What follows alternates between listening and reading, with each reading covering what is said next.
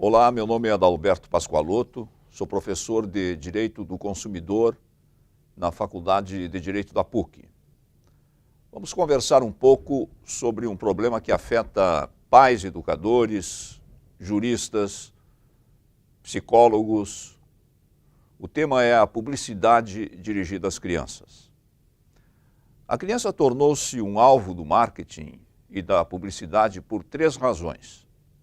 Primeira, a criança consome. Ela mesma consome uma série de produtos próprios para a sua idade. Portanto, a criança é um consumidor atual. Segunda razão, a criança induz o consumo dos adultos, muitas vezes à custa de muita insistência e quebra do limite da resistência dos pais. E terceira razão, a criança é o consumidor do futuro. Por isso, as marcas procuram fidelizar hoje o consumidor de amanhã. A transformação da criança em alvo do marketing é polêmica, porque a criança não tem um juízo crítico formado para resistir às técnicas de persuasão da publicidade. Para defender a criança da publicidade, existem instrumentos legais. Comecemos pela Constituição, que institui o princípio da proteção integral, atribuindo à família, à sociedade e ao Estado o dever de assegurar à criança os seus direitos com absoluta prioridade, inclusive colocando-a a salvo de qualquer forma de negligência ou exploração. O marketing focado na criança pode ser considerado uma forma de exploração. Em cumprimento à Constituição, foi editado o Estatuto da Criança e do Adolescente, segundo o qual a proteção da criança deve levar em conta a sua condição peculiar de pessoa em desenvolvimento. Este é um aspecto relevante em que o direito encontra respaldo na medicina. Segundo estudos internacionais no campo da neurologia, o cérebro da criança se desenvolve por etapas. Até a adolescência, a criança é suscetível apenas de estímulos excitatórios. Somente na faixa de 14 a 16 anos aparecem as sinapses inibitórias. Em outras palavras, até a adolescência, a criança não consegue dominar os impulsos que recebe do exterior. Esses estudos são desenvolvidos em Porto Alegre pelo Dr. Jaderson Costa da Costa, diretor do Instituto do Cérebro da PUC, que escreveu um capítulo neste livro dando fundamentação científica à hipervulnerabilidade da criança. O Código de Defesa do Consumidor também protege a criança frente às investidas do marketing, pois é considerada prática abusiva prevalecer-se da fraqueza ou ignorância do consumidor, tendo em vista a sua idade, para impingir-lhe produtos ou serviços. Especificamente quanto à publicidade, o Código de Defesa do Consumidor define como abusiva a publicidade que se aproveite da deficiência de julgamento e experiência da criança. O problema é: como essas palavras que estão na lei devem ser interpretadas? O que significa se aproveitar da deficiência de julgamento e experiência da criança? No direito, dizemos que este é um conceito juridicamente indeterminado. Em outras palavras, só é possível saber se uma propaganda é abusiva vendo e analisando a tal propaganda. Procurando tornar o conceito de abusividade mais perceptível, em 2014, o Conselho Nacional dos Direitos da Criança e do Adolescente expediu uma resolução dizendo que é abusiva toda publicidade que usa imagens de crianças, desenhos, personagens ou músicas infantis, etc. Deu o maior bafafá.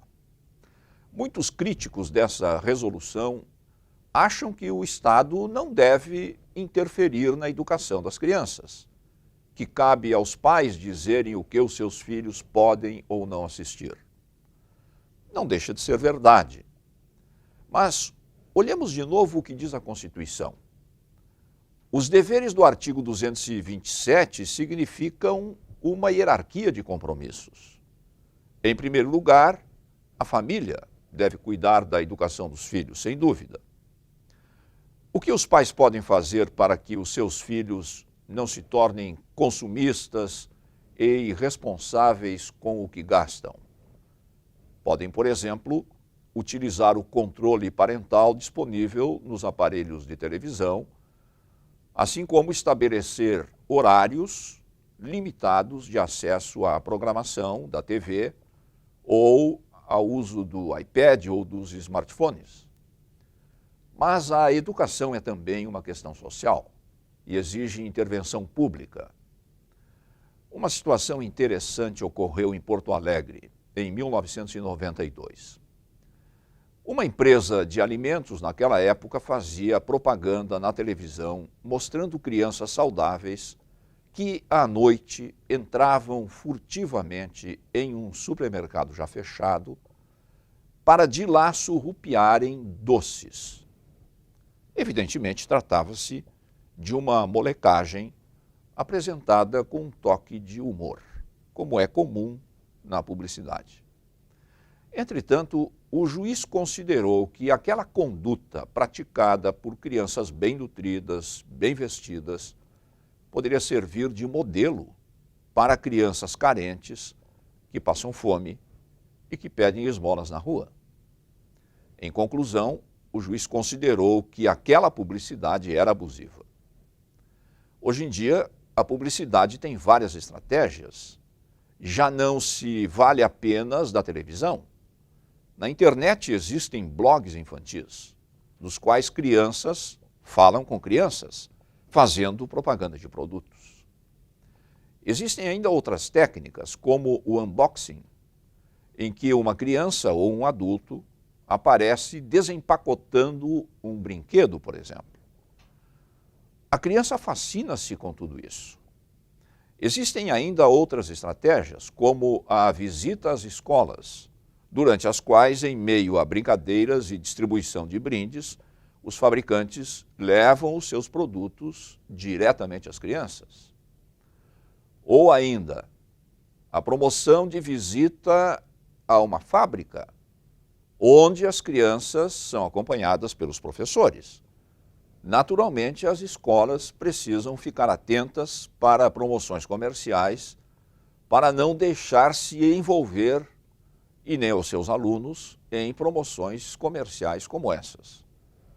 Por trás dessas estratégias está a indução das crianças a uma alimentação que compromete a sua saúde, à base de refrigerantes, salgadinhos, docinhos e outros produtos processados carregados de açúcar, sódio, gordura ou alimentos de baixo teor ou baixo valor nutricional.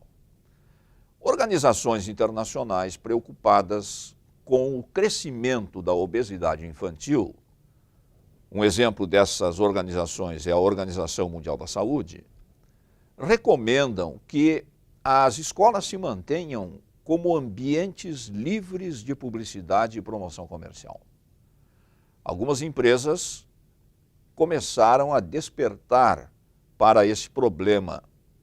Recentemente, por exemplo, a Associação Brasileira das Indústrias de Refrigerantes e Bebidas Não Alcoólicas anunciou que não fará mais publicidade desses produtos para crianças menores de 12 anos.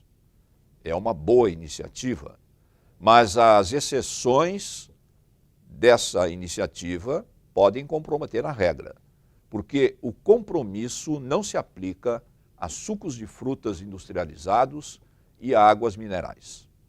Enfim, eis aí uma questão crucial. A publicidade dirigida às crianças deve ser percebida tal como ela é, a tentativa de influenciar alguém que ainda não tem condições de fazer as suas próprias escolhas. Como diz a Constituição, cabe aos pais, à sociedade e ao Estado manter-se em alerta. Espero que o tema tenha sido do interesse de todos e que efetivamente seja uma preocupação para a sociedade em geral. A PUC, através do nosso grupo de estudos em Direito do Consumidor, está à disposição para entrar em contato com a sociedade e prestar, quem sabe, maiores esclarecimentos sobre o tema. Muito obrigado.